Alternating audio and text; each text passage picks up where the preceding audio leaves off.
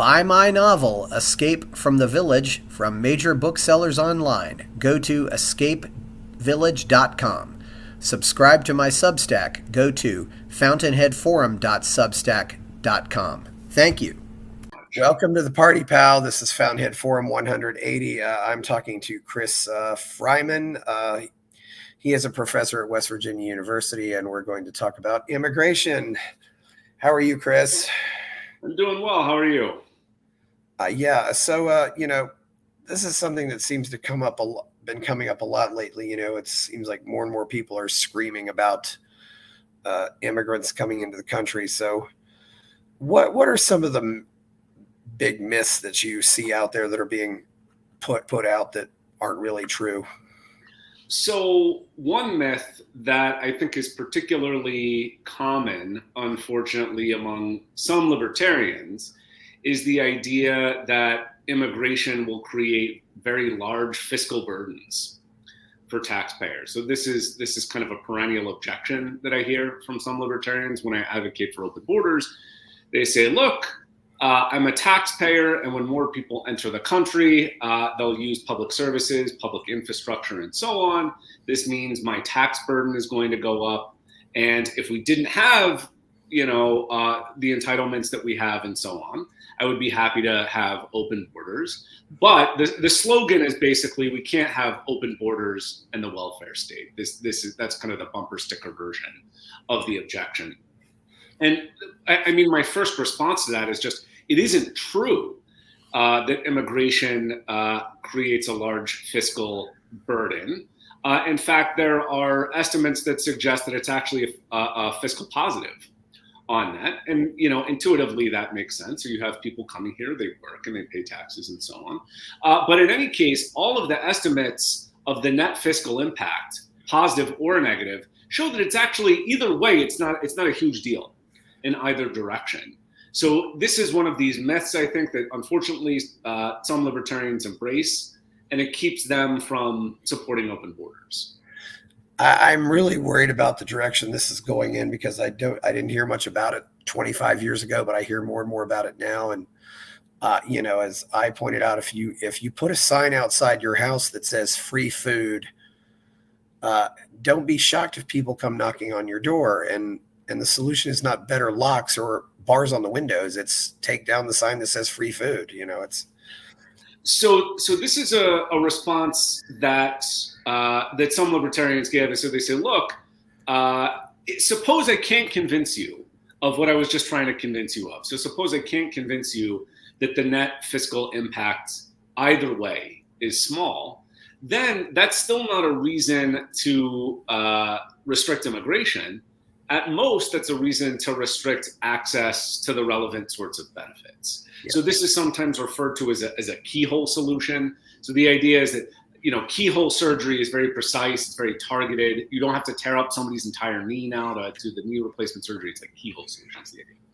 And so the idea here is, if the worry is about the consumption of benefits, then the solution to that worry is to restrict access to those benefits. But it's not a reason to restrict people's ability to move freely, to take jobs from employers who want to give them jobs, to deny them the ability to buy housing from people who want to sell them housing, and so on. And it certainly went further than that. I heard recently, Mark Pellegrino's, it took him 10 years to get his Canadian wife citizenship. I know another guy who has lived in Peru for a while, but he is an American. And then when his father died in the state of New York, he wanted to bring his Peruvian girlfriend to the funeral and said, no, she can't come to the funeral. So that was that. I mean, I think once you start hearing various immigration horror stories, it starts making you wonder how wise some of this stuff is. Yeah. So, I mean, I think sort of a basic principle that everyone should endorse, libertarians do endorse, is this idea of freedom of association. And so in these sorts of cases, you have people who want to bring, significant others, they want to bring family members over, and immigration restrictions prevent them from doing that. And yeah, so there's the principle of the thing, which so the principle that restricting, or the principle of restricting immigration, I think is wrong. But also, like the actual nuts and bolts of the immigration system are also quite bad. It's just extraordinarily difficult to gain the ability to immigrate to a place like the United States. And so I think, like, even if you're not with me to be a full-fledged open borders person, I think there's a lot of room for improvement in the status quo. You don't have to be an open borders person to endorse that.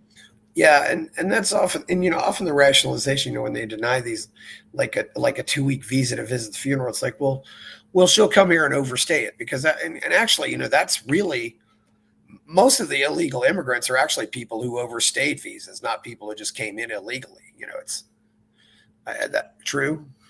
So yeah, so I've heard something similar, and so it's actually interesting. So one argument that people make, I'm not sure if this is correct, but one argument that I've heard is that, in fact, if it was easier to move back and forth, if we had a system of immigration that was more liberalized, we actually might, in some cases, have fewer long-term immigrants, because what would happen is people would come here, they might work, get married, whatever, and then they would go back after a certain point of time, knowing that they could always come back later.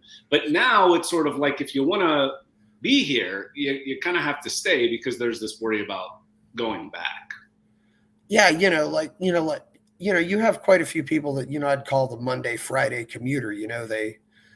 They have a job and they get some little apartment, and they go in early Monday morning and they come back Friday evening, so they spend the weekends with their families, but they don't. You might have more of that, not to mention also, if you're applying for a visa, also you're absolutely stuck in America. You can't, while you're going through that whole process, so because I knew of one young lady, her father died while she was in the process, and she couldn't go say goodbye to her father because of that, because she would have had to, because that's considering abandoning your application. It's the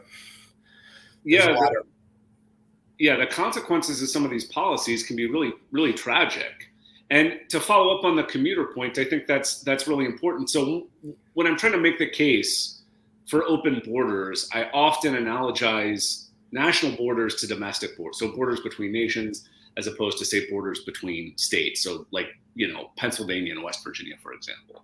So, I think I'm like 10 minutes or something like that from the Pennsylvania border. Yes. And so, somebody could live in Pennsylvania, they get a house in Pennsylvania, they commute into West Virginia for work, or vice versa, whatever. We think that's perfectly okay. If somebody wants to live in one place and then work in a different place, they should be allowed to do that. That seems to be an appropriate way to respect their freedom, is to allow them to do that. You say, okay, take that idea and just apply it to borders that separate nations. So if we think it's okay to move freely across the West Virginia-Pennsylvania border, the same sorts of reasons that make that okay also make it okay to travel across the, Canada-US border.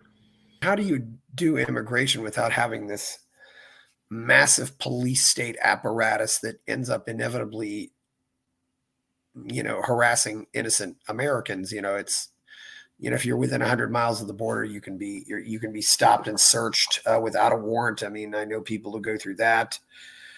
Usually you go through these roads where there's a checkpoint just for driving. I mean, this impacts everybody, not to mention it just makes it harder.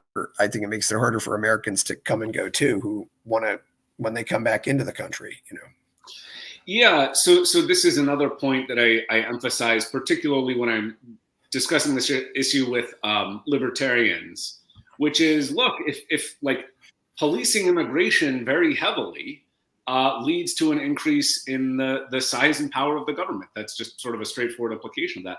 And so if you are skeptical about expanding the scope and the power of government, then you should be skeptical about expanding its scope and power with respect to immigration.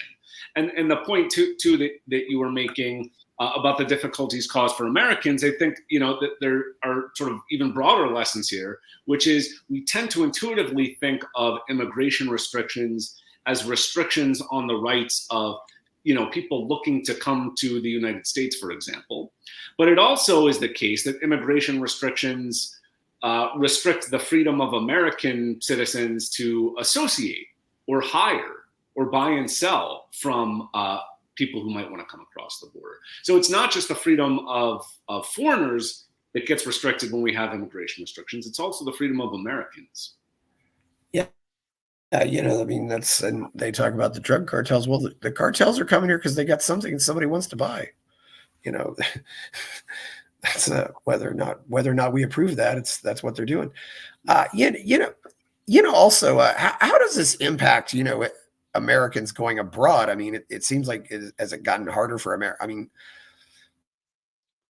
I can remember one time I certainly had a heck of a time getting into Canada. I think the one thing they didn't like was I didn't really know where I was staying. I was just going to drive into Canada and find a hotel. But it's one thing I've noticed. They always want to know, like it seems like every time I go abroad, they ask, "Where's your Airbnb?" I said, "Oh, it's here." I mean, how has it impacted Americans going abroad? Because I mean, do you ever hear stories? People. It seems like more and more you hear stories about people being asked questions when they go abroad. Yeah, so I haven't heard personal anecdotes about that, but I mean, I certainly can believe it. And yeah, so here again, these sorts of restrictions on freedom. So you could say, like, very plausibly, if you want to go to Canada and then just sort of wing it, you say, like, I don't know, like, I don't know where I'm staying, but I'll find an Airbnb once I get here. That seems to me like a perfectly reasonable thing to want to do. They should be within your rights to do it. Well, you can't really walk into an Airbnb, but you can certainly still walk into a hotel. That's what I was saying. I see. I don't actually know if I've ever arranged an Airbnb. I could do a whole hour on why I prefer hotels. Yeah. I didn't want to go down that road, but something else too, Chris. I've noticed this is something also during my last 2 trips abroad. It's now gotten to a point where if you're coming back into America on a plane, you go through the standard security when you go into the airport, whether you're flying domestic or flying international. But now, before you go onto the plane that comes into the U.S., you basically have to go through the same thing again. So if you bought a bottle of water in the airport, you can't take it with you now. It's absolutely positively ridiculous. Yeah, so the process can certainly be onerous. And then to circle back to the earlier point, like, again, the more power that you give the state to, restrict movement or regulate movement, the more opportunities you give it to abuse that power. And so, the times I've gone abroad, it's been fine. But, you don't sort of want to have to rely on the government to be efficient and fair all of the time. That seems. I flew from Spain back into the U.S. in August, and it didn't happen. But then I flew from El Salvador in November back into the U.S., and that's when it happened. And then I flew back from Peru in January, and it happened again. So this is now the way. You've literally got to go through the whole TSA thing again. So you might get lucky and it works perfectly well and everything goes smoothly, but you might not. And so, I'm a fan of structuring institutions in the right way rather than relying on the goodwill or the efficiency of people working for the government. Yeah, and no airline wants to have a crash. I mean, having security issues can or whatever will put you out of business. I mean, the Lockerbie bombing destroyed Pan Am. It absolutely did. I mean, they had done so much for the airline industry. It was very sad to see that happen. But this is outside my area, but I've heard about proposals to privatize airline security. Yeah. Like I said, I have no particular opinion on that. That's outside my area, but that seems to me the sort of thing that's plausible and worth considering. Yeah, I'm sorry I did take us off on a tangent there. That's what some people also talk about. They're trying to privatize it. But, like, for example, I don't necessarily object to this place. Somebody said, okay, you can come into America if you have an invitation from a property owner. Which wouldn't be a horrible thing. I might say, although I'd probably amend that to say you can come into America if you have invitation from someone who is who is a property owner or somebody who has paid income tax. I would add that to it, So they're not a property owner, but they've paid income tax. But yeah, I wouldn't necessarily object to that, because you would have, you would have certainly people coming in and being allowed in. So I've heard different variations of that proposal. So one is just like a literal invitation to say, hey, I would like you to come to America, and maybe like I vouch for this person or something like that. That's one proposal I've heard. Another proposal I've heard is more expansive, maybe, where you not only invite the person, but you become sort of financially responsible for them. Yes. So I think those are different. So I would not sign up for either proposal. So in here again, to go back to the analogy to borders between states, if I want to drive 10 minutes and get to Pennsylvania and, go to work or get a cup of coffee, whatever the case may be, it doesn't seem like I should have to be invited by someone from Pennsylvania in order to do that. And so then the same sort of argument would apply when we're talking about national borders. And so then the question would just be, well, then why do we have these different sorts of, so if we think that you have something like a right of free movement, which entitles you to move to jobs, entitles you to move to family, entitles you to move to religious congregation, whatever the case may be, without an invitation, then the question would be, well, do we need the invitation in the case of movement across national borders? Yeah, and you might not have an invitation. For example, if somebody comes from Canada and they want to bypass the Canadian healthcare system, but let's say they come down to America and say, well, nobody invited me, but I want to go to America to get a root canal or something like that. And I have to wait 6 months for it in Canada, but I need it now. So I'll come down here to America and get it. And granted, that's something else too, though. If you can come down, at least say, well, yes, I'm definitely going to spend money in your country. So I'm just thinking, I don't know. Maybe I know a couple, I do know some people in Canada, but suppose I didn't. But I thought, you know what, I want to go there. I think that's where I want to live. I think that's where I want to work. But nobody knows me there. There's nobody who could vouch for me. There's nobody who is willing to put up money for me or something like that. It's like, it still seems like even without that, I should still have the right to be able to again, move to the job that I want, move to the house that I want, and so on. Yeah, certainly. Yeah. Property. And so, and just to elaborate a little bit, and this goes back to part of our earlier discussion about myths and keyhole solutions about fiscal worries and things like that.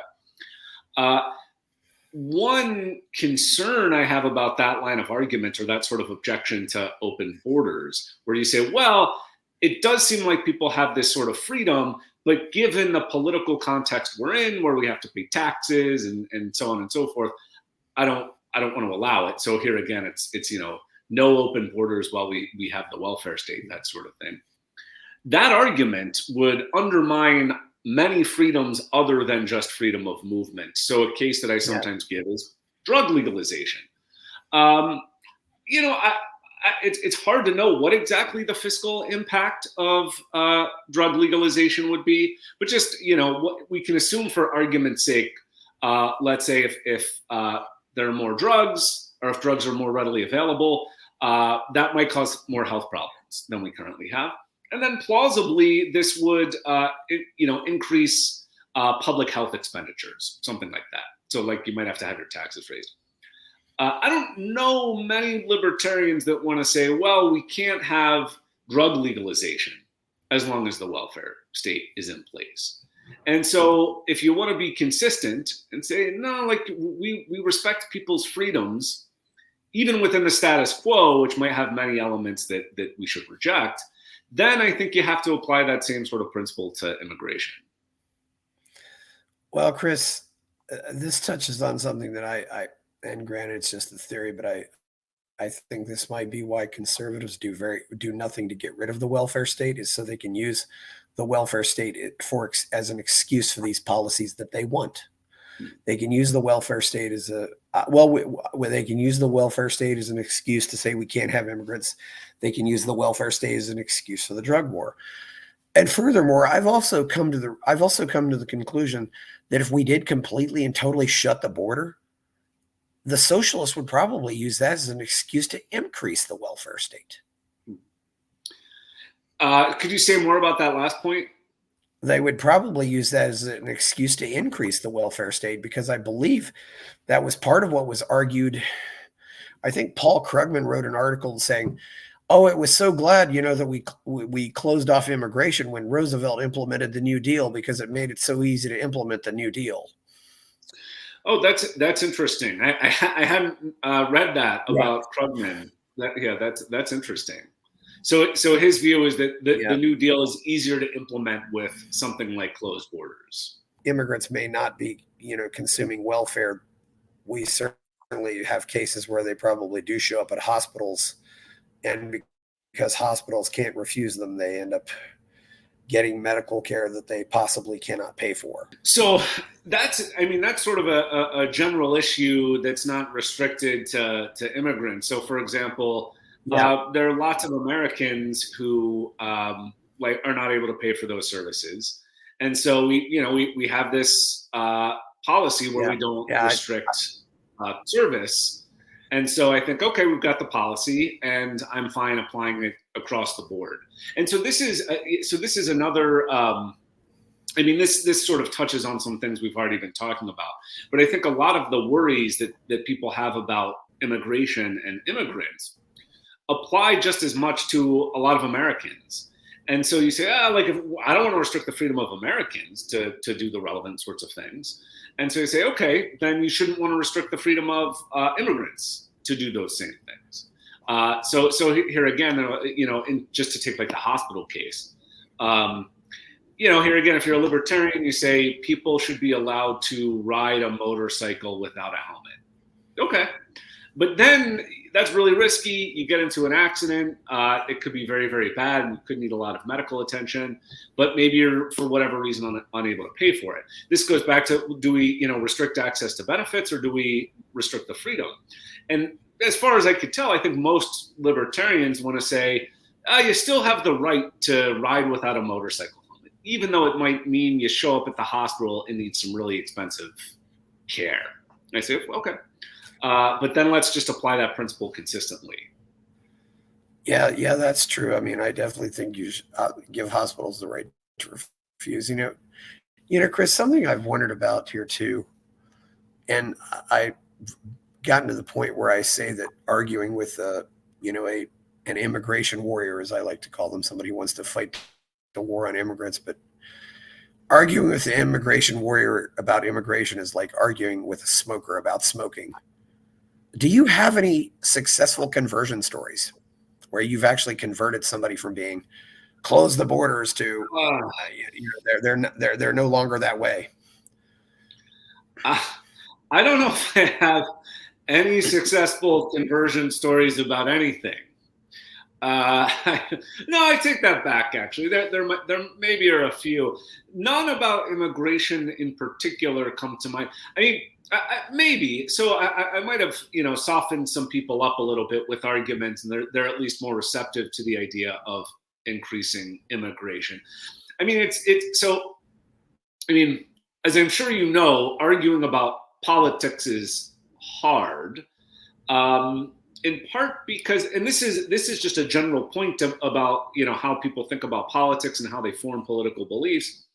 There are rational dimensions to it. So we look at evidence and we reason and so forth, and we have arguments. But then there's there's like a social dimension to it. And we have like group affiliations and things like that, which affect our political beliefs. So it's like, people think of themselves as, I'm on Team Democrat, I'm on Team Republican. And to be a good member of that group, to be a good member of Team Republican, I'm going to believe X, Y, and Z. And that's not totally that's not totally rational in the sense that they have formed those beliefs because they have this sort of unbiased evaluation of the evidence, and they think, okay, this is the correct belief. And I'm not saying I'm exempt from this either. I think this is just how humans tend to think about politics, and I think this just makes changing people's minds with argument difficult. So to give an analogy, which is like maybe not totally charitable, but I'll throw it out anyway. I'm I'm an Eagles fan. I'm a Philadelphia Eagles fan. And so it's like, could somebody argue me out of being an Eagles fan? It's like, it's not really about argument. My Eagles affiliation is not really about argument. It's sort of about like who I am and where I'm from and that sort of stuff. Like what shirts I wear, like the Eagles jerseys and stuff like that. It's not math. It's not like that. It's like being a member of a team.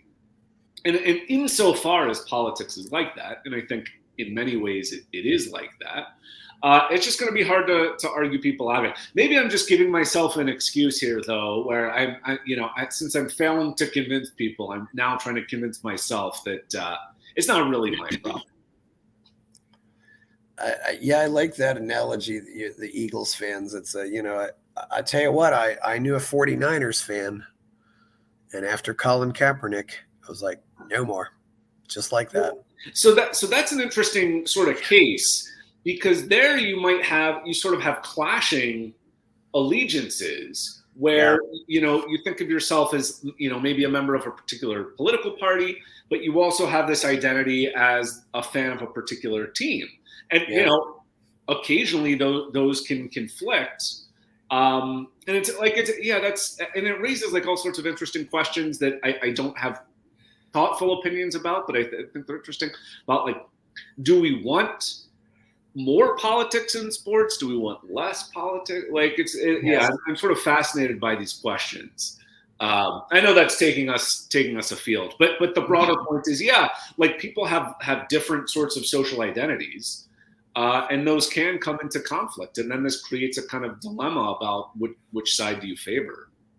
For example, if one of your favorite Eagles goes and plays for the Giants. No, if that happens, I write them off completely. Yeah. No, it is like that. It is. I mean, that sort of illustrates the point, though. So Jerry Seinfeld has this funny line where he's, I don't think he coined this phrase, but he says something like it, where he says, you're not rooting for a team or players, you're rooting for laundry. So you have the same person and put on a different shirt. So you take off the Eagles shirt and you put on the Giants shirt. And then you hate this person now, you're booing this person. He's like, it's the same person. They now have different laundry. Like the laundry, like the laundry matters. And like, of course, like, it's, he's joking about it, but like there's something, it's like interesting where like people will burn the jerseys of players who leave. It's like, I don't know. So I think there's like a lot of, I don't know. I wish I knew more about this stuff, but it's sort of fascinating how passionate people can get. And I think there's this element of like loyalty, where it's like, I thought this person was going to stay here forever. And like with if it's somebody who's been there for like 10 years and then they leave, you're like, I thought you were going to retire, like with our jersey. And it's really fascinating to me. Did you approve of the fans booing Santa Claus? That's what they call. All right, now you got me going here. Yeah, I shouldn't have went in this direction, but I had to ask that. I'm going to stand up for the Eagles fans on this one. Okay. So the details are a little unclear, but from what I have been able to piece together, the Santa Claus was drunk. I think it was drunk. Oh. It was not performing well as a halftime show. And the Eagles fans, they've got high standards, and they thought that he was not doing a good job. And then I believe the boos came down. I believe some snowballs were tossed. Not saying they should have tossed the snowballs, but it seems like they might have had a legitimate complaint against Santa. Okay, yeah. So let's get back to immigration. Anyway, what are some other what about immigrants and crime? That's another thing. We've got to keep out immigrants to prevent crime, which somewhat nonsense. But I haven't. I have a problem with any of this stuff. You've made something illegal, but the law hasn't stopped that from happening. So now you said, well, we're going to make another law, and that'll keep this from happening. It's like, what? So, where do you end with that? Yeah, so this is another one of the myths that a lot of people hold, unfortunately. So immigrants commit crimes at a lower rate than American citizens, like native-born American citizens. And so, like the crime worry is just not a serious worry. So I think sometimes what happens here, and here again, I think this is part of how people sort of consume political information. They're not doing in-depth, unbiased research about the social science and so on. What probably happens is they see like a very high-profile case of something, maybe on social media, like they see a story, see a video, something like that, and it like confirms their political biases, and they think, oh, like this is a huge problem. So like I said, it's not just about immigration and crime; it could be about anything. So like drug use is a big problem. Like we need to continue the war on drugs because you saw a video of something like that. But like that's not if you want to have sort of well-informed political beliefs, that's not really the way to go about it. So what you would actually want to do is look at the research, look at the social science. And so, as I said, when you look at the social science on this, crime is not a serious worry when it comes to opening the borders. Yeah, I doubt that it is too. But anytime there's one incident that the anti-immigration media will put that name all over everywhere. Yeah. So right. So that's an instance of this phenomenon where it taps into something about human psychology where like numbers and words don't have the same emotional impact as a video, for example, or statistics don't have the same emotional impact as a story. And so I think we can get really misled by looking at individual stories or looking at individual videos, like, and this has a huge emotional impact on you, big psychological impact, but it could lead you astray when it comes to actually understanding the issue at hand. Like, I think this is like a big problem across the board when it comes to how we consume political information, how we form political beliefs, and so on. And that's tough because it's very easy to lie with statistics, but you can't. It's a lot harder to lie with a story.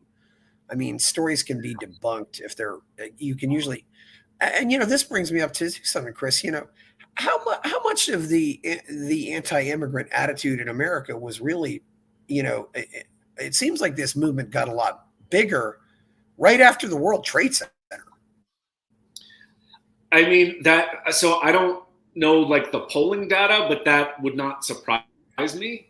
I mean that seems plausible as an explanation for an increase in people's sort of attitudes towards immigration. I think a lot of it, like more recently, has to do with partisanship. So I've looked at some of the more recent surveys about people's opinions on immigration, and what was sort of fascinating to me, but it's not really shocking, is actually when Donald Trump was elected president, people on the left or Democrats, they actually became much more open to open borders. So they had a lot more support for increased immigration. And plausibly, this was because they identified, they say Trump is against this. And I am against what Trump is for, and I'm going to increase my support for open borders. I think that's playing a big role too in recent discussions. But this brings me to something else. And I'm old enough to remember how popular Reagan was, and Ronald Reagan was very popular with immigrants. But then suddenly after that, I think probably the Pat Buchanan speech in 1992, where now one party basically decided, hey, we really hate immigrants. And then suddenly the immigrants decide, well, this party really hates us. We're not going to vote for them. It is astonishing to, hear some of the old Reagan speeches. I mean, some of those are like incredibly passionate defenses of immigration. It's sort of incredible to listen to what the Republican Party used to be like. I mean, some of it, it's amazing how sort of open to immigration they were. And yes, they've shifted. And I mean, so I'm not up to speed on the history of it. But it is sort of unbelievable how far things have come in like 40 or so years from Reagan to Trump. I mean, it's just almost a total 180 when it comes to immigration. And then they complain, well, and I don't, and then they'll complain, yes, those immigrants are going to come here and vote for socialists. Well, I said, well, again, you have constantly repeated over and over how much you hate them. What can you really blame them? Yeah, it certainly does not seem like the Republican Party is welcoming to immigrants, and so yeah, I think that's like a real problem for the party. I think it's like a real problem for the country that basically one of the parties is like, no, like we want to close the borders and we want to keep people out. Yeah. And so if you're somebody who wants to come in, why would you want to join that party? Yeah, there was that old style,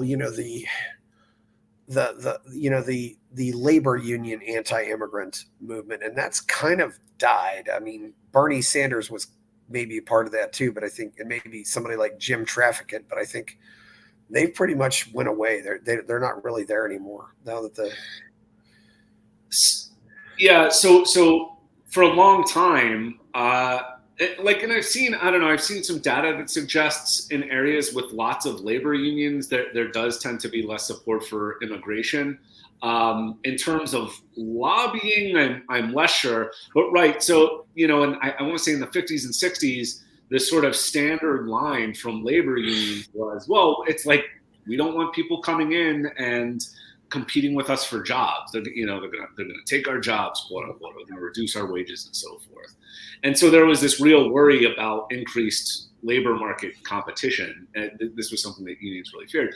This is probably a useful jumping off point. So when people say, oh, immigrants will come to the United States and they'll start working jobs and so on and so forth, this is going to be very bad for American workers. The problem with this argument, so one is its intention with the worry about fiscal burdens. So if immigrants are coming here and working, then they're paying taxes. And so you don't need to worry about the fiscal stuff. On the point about, quote unquote, taking our jobs, that only looks at sort of one dimension of a person. So, people take jobs and go to work to earn money that they in turn use to buy stuff. And so the idea is that, okay, it's like it is the case that when people come into a country and they start working, they increase the supply of workers. That's true. But when they get the job and they get money, then they create demand for other things that require other labor. So it's like, I don't know, you get a job and you have money and you say, all right, I'm going to treat myself every morning to like a fancy cup of coffee at Starbucks, whatever. Okay. Now we have demand for a barista or something like that. And so like the worry that immigrants will come in and take jobs and reduce the wages of Americans, it's not the case, because that only looks at one dimension of what somebody brings to the table. So there's the sort of labor dimension, but there's also the consumption dimension, and the consumption creates demand for other forms of labor. And you also have no matter where you go, the immigrants always come here and they love to open restaurants.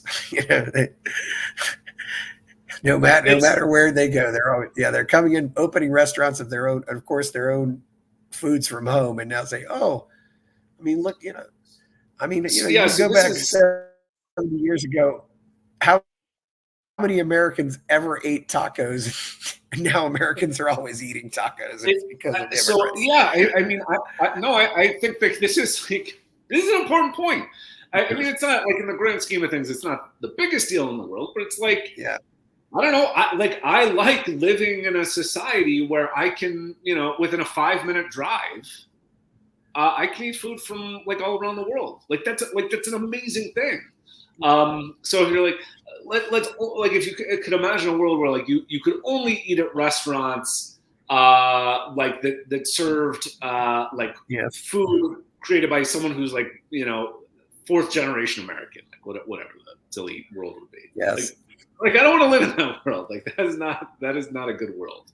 Like I said, I want to be able to walk down the street and have 10 different options from, different food options from different regions of the world. I think that's amazing. Yeah, and that's something everywhere. I remember when I visited Mongolia and I must have seen a dozen Korean restaurants in Ulaanbaatar, and it's because these North Koreans get out of North Korea and they go to China. The Chinese don't treat them very well, so they end up going to Mongolia, and then they ended up opening all these restaurants in Mongolia.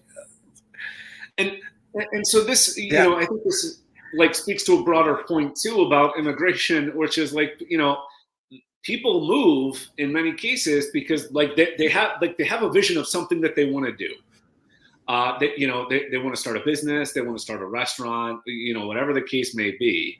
And so they're like, I want to move to a place like America and start my own business, start my own restaurants. Like that's pretty amazing. And granted, this is immigration advice, but I have said to people, and I really believe this, if you're working on any kind of cryptocurrency project, you should get the hell out of the USA. You should get out of the USA. Well, that's why I want open borders, is so I can leave. So tell me more about all the prosecutions and regulations that are around crypto. That's one thing about America. So many other countries, you leave the country, you don't pay income tax, but America wants your income tax no matter where you live. I mean, really, there's no country that's harder to leave than America.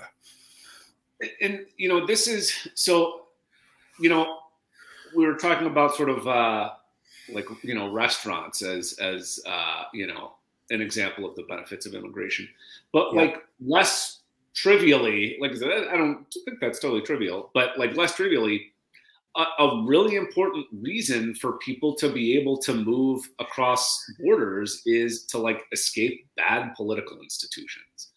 And so like here again, a smaller scale example of this is somebody says, I don't like, the personal income tax in this state. So I don't know. Like maybe they're like, it's too high in California, I'm moving to Texas. I don't know if that's actually what I know people are moving to Texas. I don't know if that's the reason. But you could imagine somebody having that as a reason. And you think, yeah, that's like that. It is good. So this is sort of like a voting with your feet idea. So it's like you can move from a place that has worse political institutions to one with better. And like personal income tax, that's sort of small potatoes compared to like a tyrannical political regime in a country. And so you say, like, then especially in that case, it's really important that people are able to escape that and go to a different country.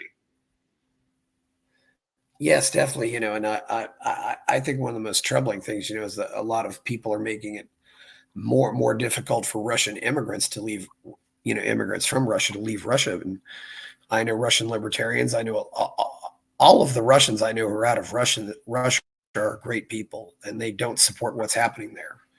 But somebody said, pointed out, well, there are countries that it's easy for a Russian to go to, but those are countries I'm more likely to be extradited from. So it's really, it's making it very hard on Russians who don't support Putin and don't want to live in Russia, but you are doing this allegedly to get back at Putin. So it's. I mean, I really feel for those people who like are in a terrible situation and they want to get out and they are not able to find like enough countries who are willing to take them in. Like I think this is like a real problem.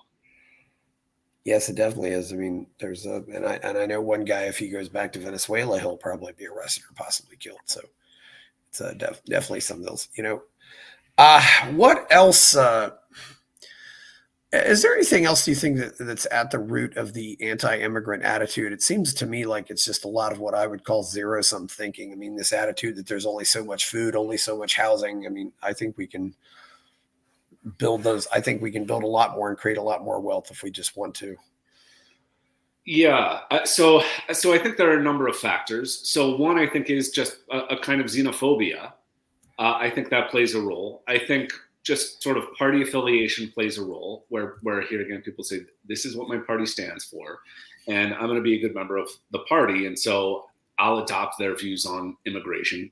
And I think the zero-sum thinking point is really important. I mean, I think this is one of those things that, I think applies to a lot of economic problems where people have this zero-sum mentality, and it really can lead them astray. But yeah, I think there's this idea that, look, if somebody comes in and starts participating in the U.S. economy, they're like taking a slice of the pie, which leaves a smaller slice for me, is sort of the idea. It's like, but that's not how capitalist economies work. That's not how humans work.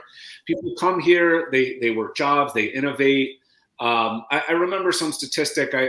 I'm not going to get the exact details right, but the spirit of what I'm about to say is correct, which is like something like 40% of like Fortune 500 companies were started by immigrants, something like that. So like a ton of innovation in a country like the United States is due to immigration. So the immigration is increasing the size of the pie. It's not just redistributing the slices. It's making it bigger. But I think people do just have this zero-sum mentality where it's like, well, if one person gets rich or if one person gets this job, that means there's less money for me. That means there's a job that I no longer can have, or I can no longer have. But like as we talked about, that's just not the case. So even if you didn't get that particular job, well, the person who takes it, they're going to make money. They're going to use that money to consume other stuff, and that's going to create demand for other jobs. So yeah, that's a great point about the zero-sum thinking. Not just for immigration, but for any economic problem. That's a real worry. Yeah, and Chris, I also think, especially among conservatives, there's definitely a sense that America has gone horribly, horribly wrong. And it's almost as if they just want to find some kind of scapegoat and they don't want to look in the mirror. So this connects to sort of the xenophobia point, which is, if you think things are terrible and you want someone to blame, people who are like not considered as part of the in-group are pretty easy scapegoats. And so, like I said, I think this does play a role where it just is a kind of xenophobic attitude towards people from outside the United States. And it's sad, but I do think it plays a role. And as a libertarian, I do agree, though. Yes, I think America has gone horribly, horribly wrong, but that doesn't really, create the argument. It seems like the more conservative people want to fight really stupid battles. It's just the same way, I oppose Obamacare, so I'm going to talk about his birth certificate. Well, what does that have to do with Obamacare? It's like, so this, and the other thing too is, you also hear about a lot of these immigrants now that they're coming from all over the world, and I hear a lot about the Darien Gap. Now, if I'm going to come from Africa and I want to go to America, why would I go to the Darien Gap? Why wouldn't I just go to Mexico? I think that's an interesting question. Why would I make my trip longer than it needs to be? Is there any truth to some of those things we hear about? I mean, obviously, if I'm coming from Colombia, I guess I'd have to go through the Darien Gap, but or South America. But why would I do that if I was coming from South America or Africa or Asia? Wouldn't I just go to Mexico or what do you make of that? So I don't know about that particular case. But I did kind of want to circle back to what you were saying about picking bad battles. Yeah. I think this is really interesting. So, are you familiar with Brian Kaplan's work on rational rationality? Yeah. Yes, I've had Brian on here. So I think that basically explains almost everything in politics, where, since you as an individual voter, an individual citizen, can't really do a whole lot to change the national political landscape. There's very little payoff to being rational about politics, to gathering information, to assessing it in an unbiased way, and so on. That takes a lot of work. And the payoff is basically zero, because you can cast a vote, but that's not going to change anything. And so people just don't do that because it's basically all cost, no benefit. And so then they have like these really irrational beliefs about politics that are disconnected from reality because there's like, again, no cost to having these beliefs. And so I think like that is just such a key insight as to why people believe what they believe about politics. It's because there is very little cost to being irrational. And in some cases, there can even be benefit. I mean, this is something I think that Brian also talks about. Like, there can be benefits to being irrational. So if for example, you say, you know what, I'm going to undertake a really serious, impartial study of these political issues. And you do it, and you think, you know what? I think I've joined the wrong political party. I'm going to switch parties. That actually comes with a social cost. Like, you might lose friendships over that. You might lose social status over that. And so like there can actually be penalties for being rational about politics. And so you say, all right, then, most people just not take the time to be rational. And so this is the idea of rationality. It's in some meaningful sense, it is rational for them to be irrational. The whole aim of practical politics is to keep the populace alarmed and hence clamorous to be led to safety by menacing it with an endless series of hobgoblins, all of them imaginary. That's H.L. Mencken. Yeah, so the point about, it's like every 4 years, all right, like we're going to get, this person's going to come in and fix things. And like, I know it hasn't worked out in the past, but like this president's different. I'm skeptical. Yeah, so like I think part of it is, I mean, I wish we would look at politics as more like there are problems, there are practical problems that need to be solved, and that's important. But it's like it has become much more, like this kind of team sport sort of thing, where it's like I'm a member of this team and I really want to beat that other team, and I'm like really loyal to this person who's like in charge of my team. It's like this is not serving anybody. Like, we need to like take a step back and say, like, look, this person, like this candidate could be better than this candidate at solving the relevant problems, but like maybe being a bit more clinical about it than seeing it as this like almost like sort of holy war that we have every 4 years. Chris, what do you think we can do to get out of this whole?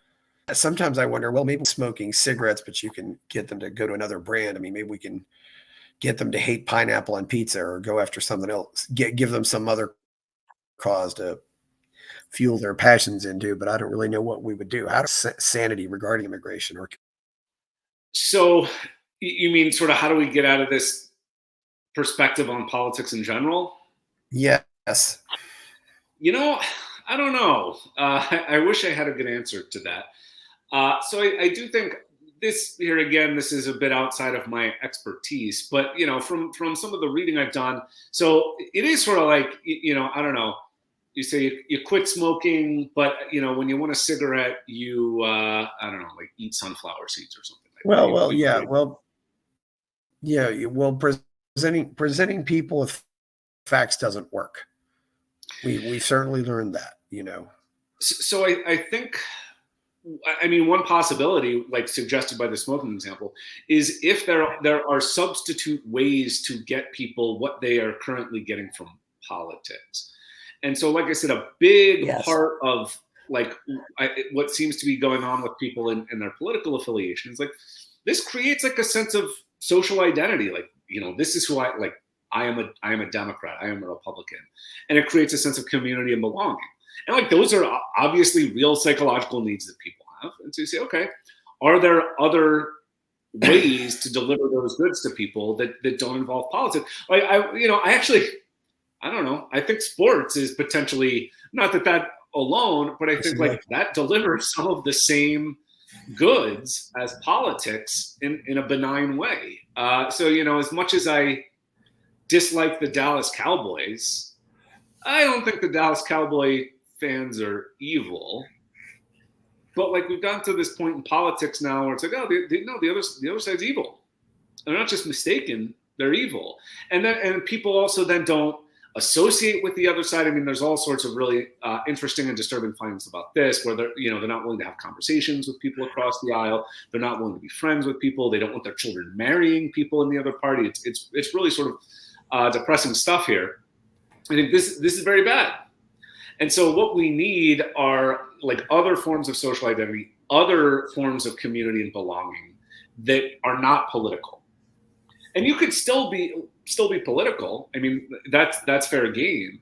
But I think it would be better if we said, okay, I'm going into like my perspective on politics is like this is sort of a silly example, but it's like my perspective on plumbing or my car. If there's a problem, let's try to figure out how to fix it. Like I don't get like emotionally involved with like my car or my plumbing. It's like, no, like let's just figure out the solution of the problem. And if we can have something that's a little bit more like that in politics, where it's not us against them, it's not, this is my team versus your team. Like we got problems that need fixing.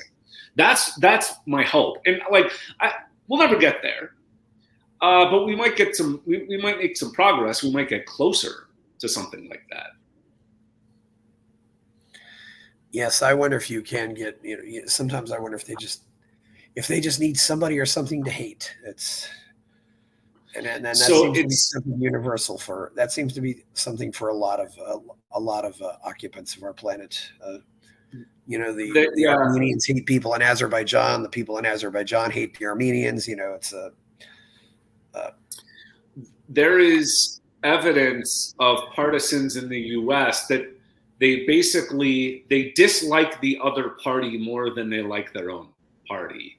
So, Democrats dislike Republicans more than they like Democrats, and Republicans dislike Democrats. And you look at the national political discourse, and that makes perfect sense.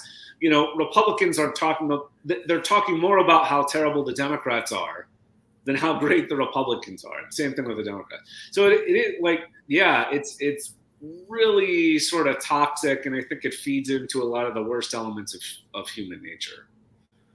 It almost seems like sometimes too, I get more pleasure out of watching a team I hate lose than watching my own team win. That is interesting. Yeah, I know. Well, I know I'm talking about the Eagles and the Cowboys a lot. Yeah. When the Eagles lose, it's like, well, I'm going to watch the next game because if the Cowboys lose, that's gonna make me feel better. And so, but this is what I'm saying. It's like, I know this is not a good impulse in me. Like, I know this is not like the most noble feature of my psychology. But I'm like, all right, let me channel that into football rather than partisan politics. And maybe there is something too about what Hayek observed, that it seems to be easier to unify people in politics against something than for something.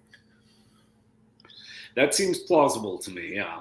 Where does Hayek say that? I don't remember that. I think it's in Road to Serfdom, actually. Okay, sounds right. And I'm coming to see that too.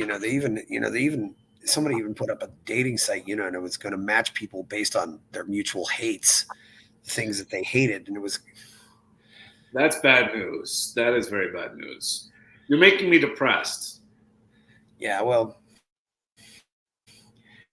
it's just like, one time I remember reading this article where the person got really negative about Ernest Hemingway. And I'll definitely read this, it's because of me hating Ernest Hemingway, So, and of course that comes from, being required reading in school, but, it's like, yeah. But yeah, they push the Hemingway quite a bit in school for some reason. Yeah. He's all right, I guess. Yeah. I don't know. Yeah. So, well, it's been good having you on here. I don't think there's anything more to talk about at this point. Is there anything else you want to talk about? No, I think that covers it. Thank you for having me.